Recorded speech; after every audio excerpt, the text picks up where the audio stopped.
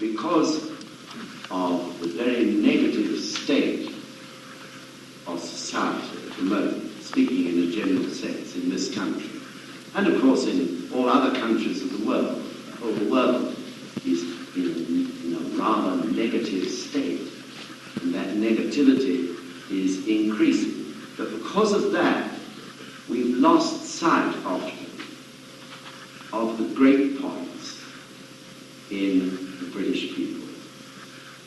We see too much of the worst of it. And this tends to fill our lives and almost seems to become the way of society in these present times.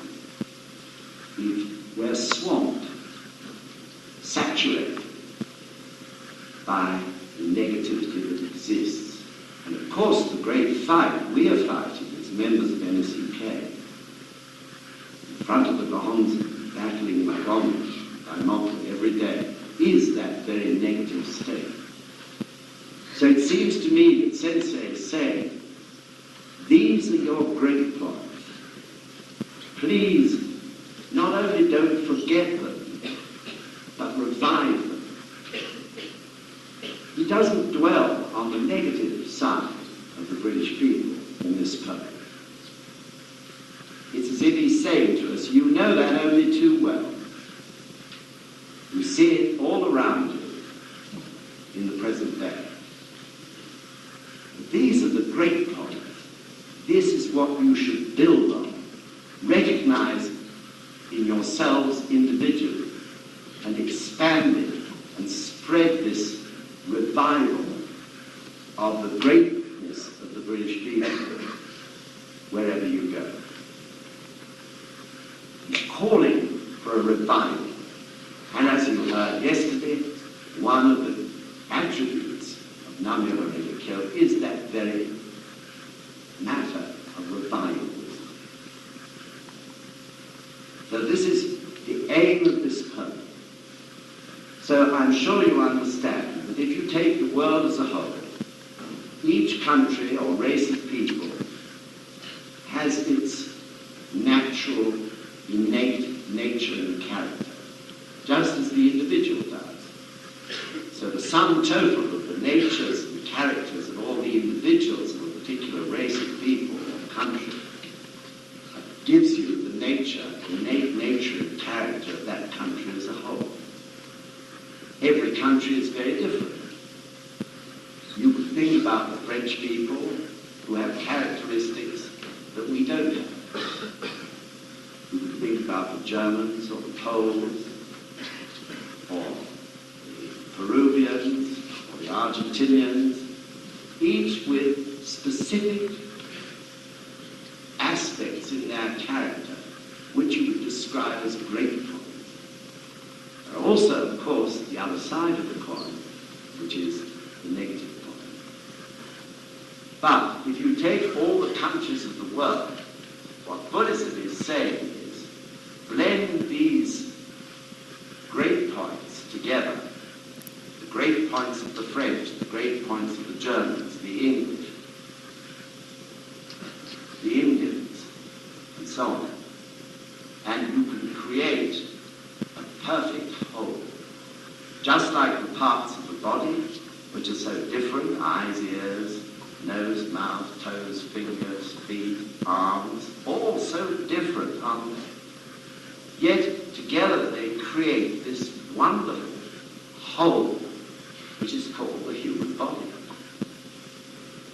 In exactly the same way, the great characteristics of each peoples of the world can create a wonderful whole, which is a harmonious, peaceful planet Earth. And this is what the movement of Kosen Rufu is aiming at, within each individual, the bringing out of those great points, and through this, creating a great, peaceful, valuable, progressive, dynamic, wise, compassionate world. Such a wonderful concept. So in this sense, poem is eternal. So long as this planet exists, so long as there is a United Kingdom or a Great Britain, so long as these islands that we live on are there, this will exist. This is the significance of this poem, because it's fundamental to us, to our people, and to this country. That is my general feelings about that. So in tackling this poem, I divided it up into the three parts or sections of the way in which all Buddhas have taught, which I mentioned yesterday: preparation, revelation, and transmission. And then within that, I divided it into sections based on the matters that are covered in each section of the poem. So it might help if you make a note of that. It'll help you when you really begin to study and chant about this poem yourself. So of course we begin with part one, preparation. And the first section, which Robert is going to read, I gave it the title of An Appraisal of the British People. An appraisal of the British people. Incidentally, members from Ireland, I'm sorry you've got to sit through this, but maybe it'll help you to understand the good side and the bad side of your neighbours.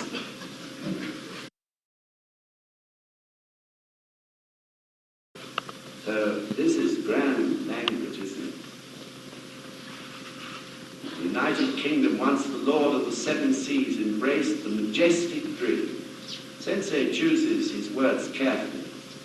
It was a majestic dream in terms of majesty, because this dream of empire, which he's referring to here, really came to its ultimate fruition in the reign of Queen Victoria. But this dream, of course, varied with the person. No doubt, traders, businessmen, manufacturers, some of the politicians, it was a greedy dream. It was a matter of markets for the products of the Industrial Revolution.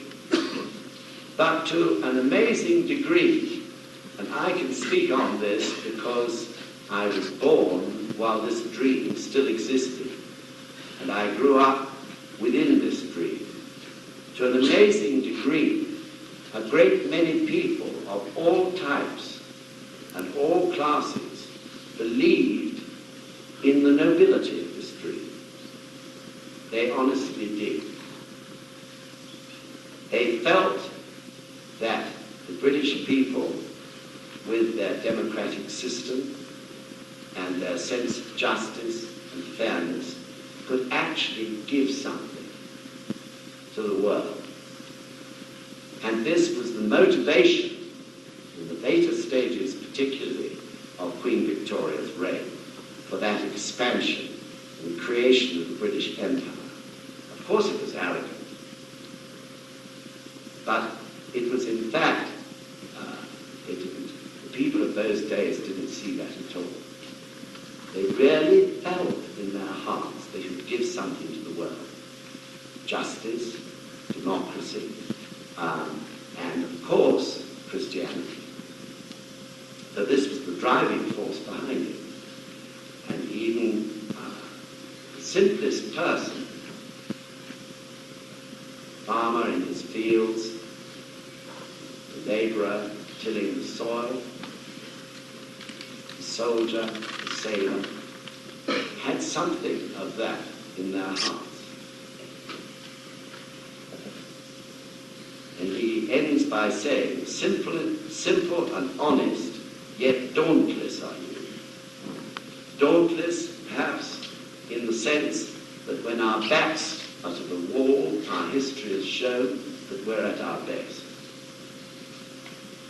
In Dunkirk, outnumbered, in the Battle of Waterloo, for example, outnumbered when we fought the Spanish Armada, outnumbered when we fought the Battle of Trafalgar.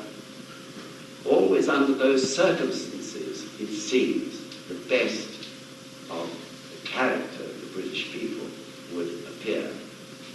And particularly when the human rights of freedom of speech and freedom of worship, when these were threatened, which they were by the threat of dictatorships, in the case of Napoleon and later of Hitler, brought out the greatness in us in those adverse circumstances.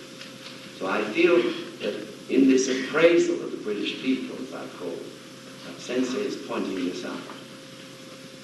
And indeed, we must still, to this day, defend those human rights. We must continue, mustn't we? Be dauntless. Okay?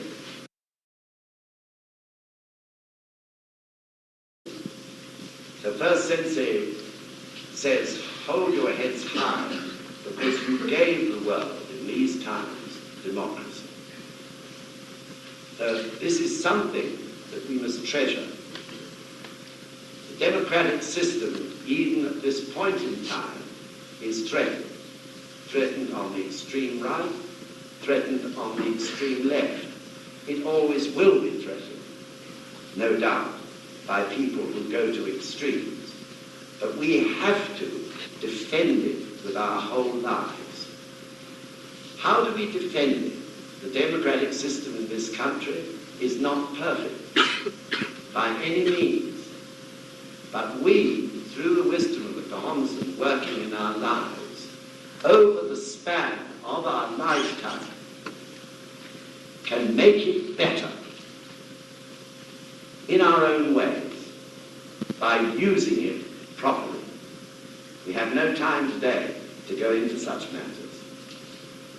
But this is our heritage, it's a precious one, and we don't just accept it as it is, but as ordinary citizens, through using it, through developing it in our local neighborhoods and communities, just by using it,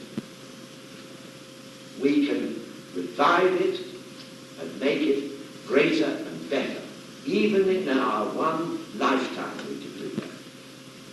So of course, I don't mean that all of us will be active in politics. I mean as ordinary citizens, though some of you may become interested in politics. If this is our heritage, we have to not only just defend it, we've got to make it more valuable than ever. This is my view. Our task, with the wisdom of the Buddha working in us, to make it even better. Never to be complacent, because always those freedoms are being threatened by the devilish force of life, which we learn to understand through this practice. We've seen extreme movements in our history fail. Perhaps the greatest examples was of Oliver Cromwell and his Puritan movement, an extreme movement, and it failed. We have seen hedonism, people living just for pleasure, in the period that followed that period of the Commonwealth, as it was called, when Cromwell became protector or dictator of this country in a way. Followed by the reign of Charles II, when people began to run wild a bit.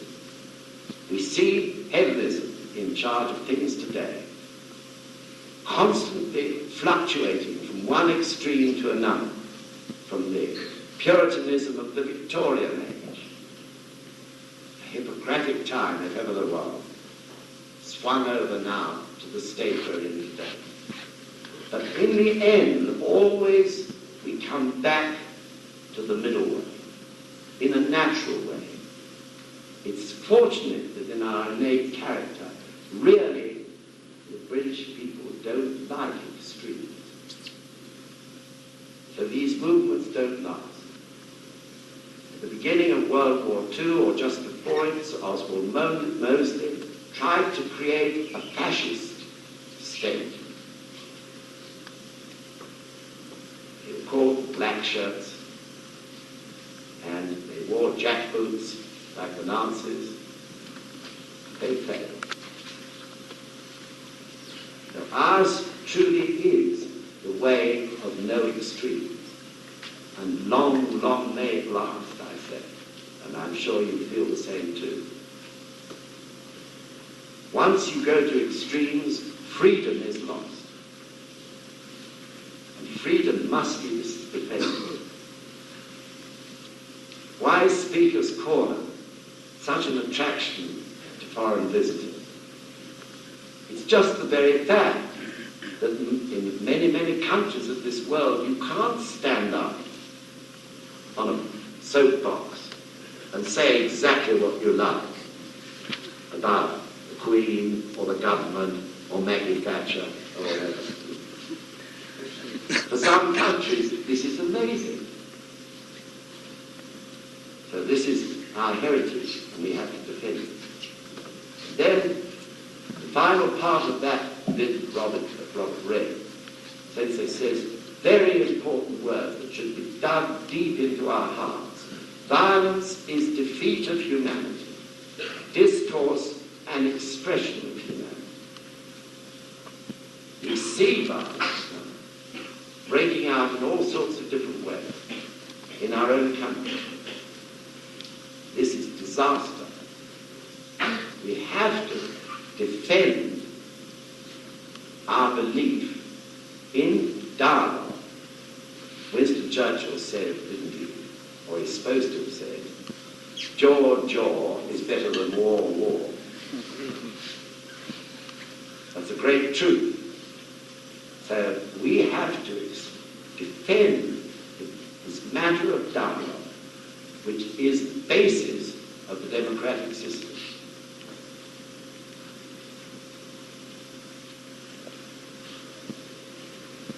What we see now, in my belief, is the exhaustion of the natural good fortune of the people of this country. In one of the Goshas to Shijo Kinga, Nichiren Daishonin says, there is nothing more tragic than the sight of a person whose good fortune has become exhausted, or words to that effect. We are all born with a measure of good fortune and a measure of misfortune. We can see people, I saw it in myself, whose natural good fortune, in other words, the good fortune of the cause and effect pattern of their lives, has actually become exhausted. This happened to me when I reached the age of 40. It happens to other people at varying times in their lives. To some people in the last 5 years of their, or 10 years of their life. Because people have got no means to generate more good fortune. Therefore, inevitably, that good fortune becomes exhausting. Many members of our men's division have talked with me with the same experience. Their good fortune running out. Some of you may feel your good fortune ran out when you were even 19 or 20. So we have to replace it. How do we replace it? Only by chanting Nam Myoho Renge Kyo. Through this way, and through the great causes we make, we can build good fortune again. Now, over the first few years of our practice, as Sensei once said, we are laying the causes for that good fortune. Maybe over 5 or 6 years. In the 7th year and on, we begin to see, sometimes earlier, that good fortune beginning to well up in our lives again. Benefit, in other words, of this practice beginning to appear.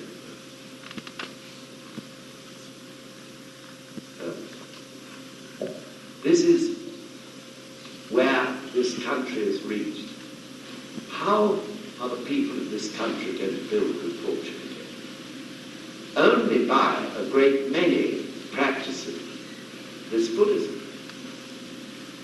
and sharing out that good fortune to those who don't practice, but who support and see the greatness of our movement. This is the way it will unfold in the future, in my belief. To our early pioneers, an ode to our early pioneers. So 26 years ago, Mrs. Lynch enshrined her Gohonzon in this country. The first Gohonzon ever to be enshrined in a permanent sense here. She was joined by Katie Baines, Ricky Baines' wife, about 2 years later, and then by Barbara Cahill, who came from the United States via France to this country, and then they persuaded Ricky to practice, and so on. But actually, the first British mentor was Pat Allwright. Some of you may know her, some of you may not, but she's the editor of the UK Express. But these were the people who began it all, and of course were joined by many others in the next few years, gradually, step by step. There was nothing exclusive, you notice, in a national sense about the way Kosen Rufu began in this country or any other country. It was brought to us by Japanese ladies. It was brought to Scotland by Japanese ladies. In the case of Barbara Cahill, by an American lady. Eddie Cahill, Barbara's husband, headquarters chief of Atlantic headquarters, was Chuck Rupert in the United States. Myself, of course my wife, Chuck Rupert in Japan. This is the way it came.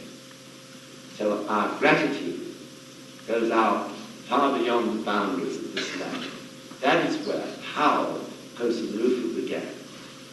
And I hope that all of you who are young will never forget those early pioneers who, through incredible guts and effort, on their own, completely in this country, chanted hour after hour after hour, so that today we can hold summer courses like this. A very moving course. I don't think we have any of those very earliest pioneers here today, but certainly there is one very early pioneer. Back to his memory of his visit to this country, as you see, when he came to complete his dialogues with Dr. Toynbee. That book, called Choose Life, strangely has never been properly distributed and sold in this country. I hope we can win this long battle against the negative resistance of life and get it distributed much more widely in future years, because also that book will live for a long, long time yet. It's a great dialogue. We've used it now for study in the New Century Group, and it's amazing how much value one can get from it.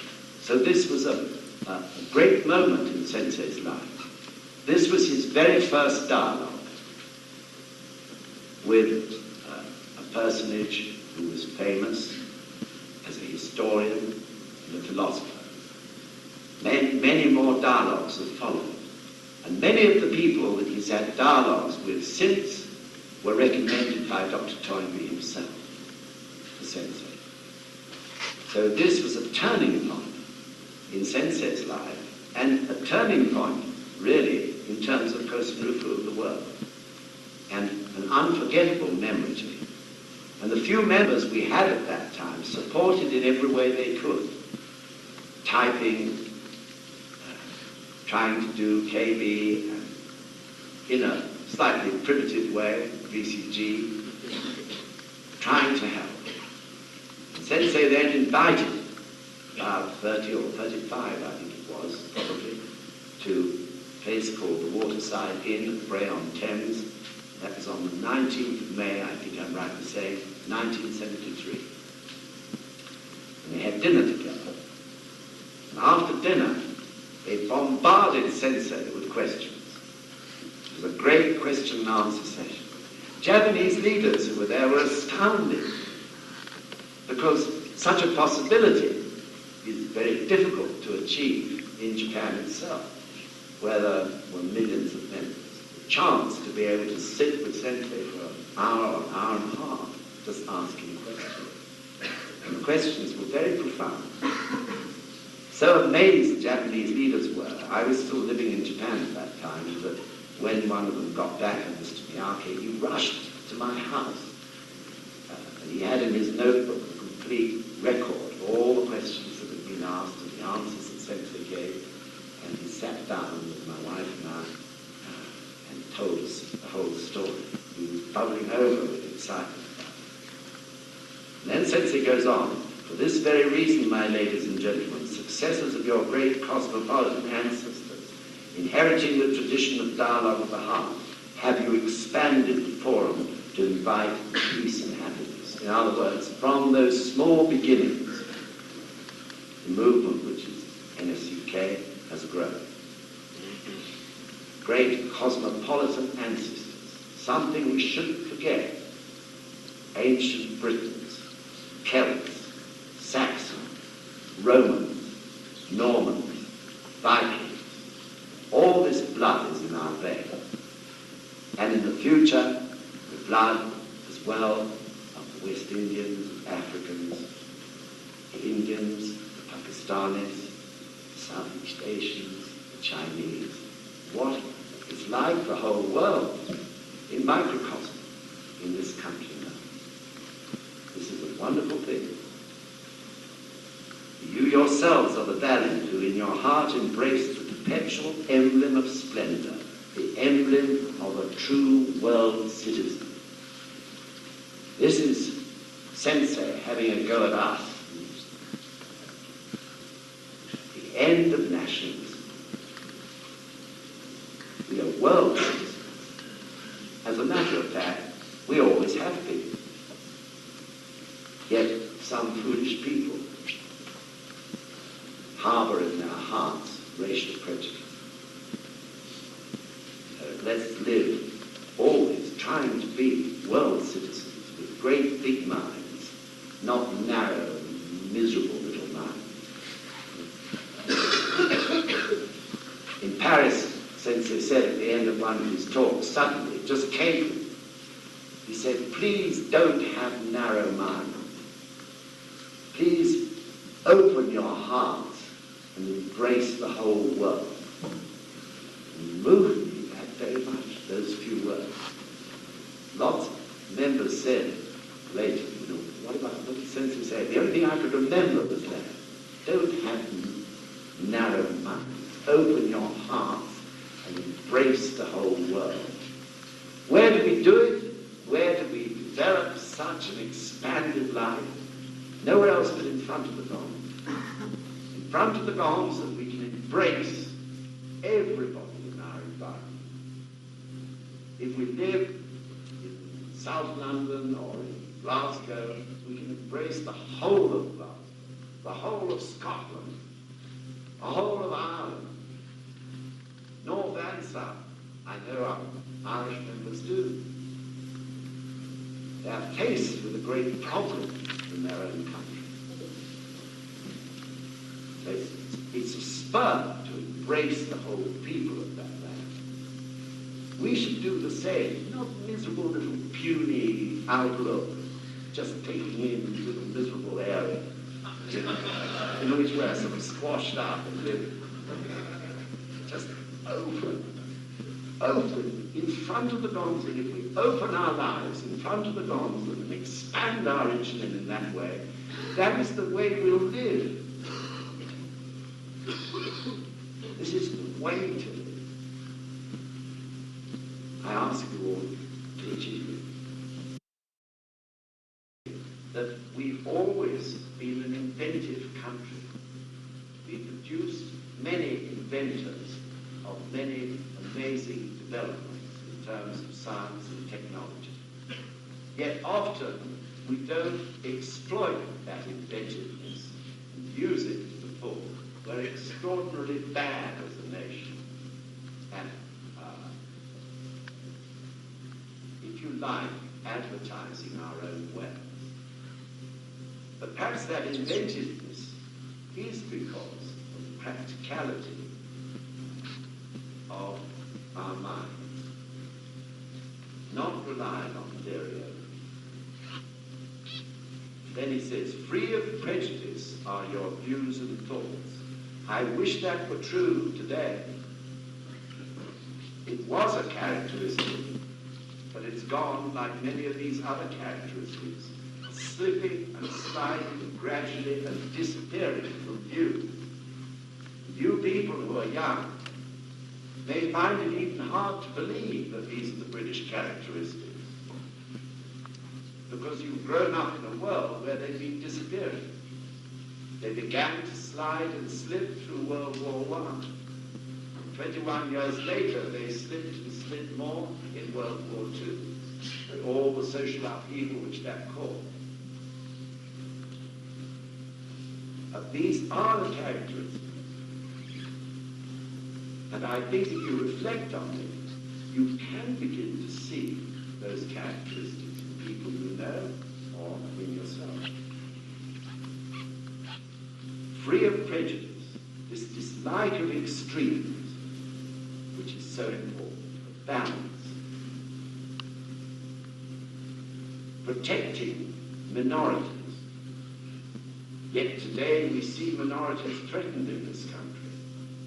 This is disaster.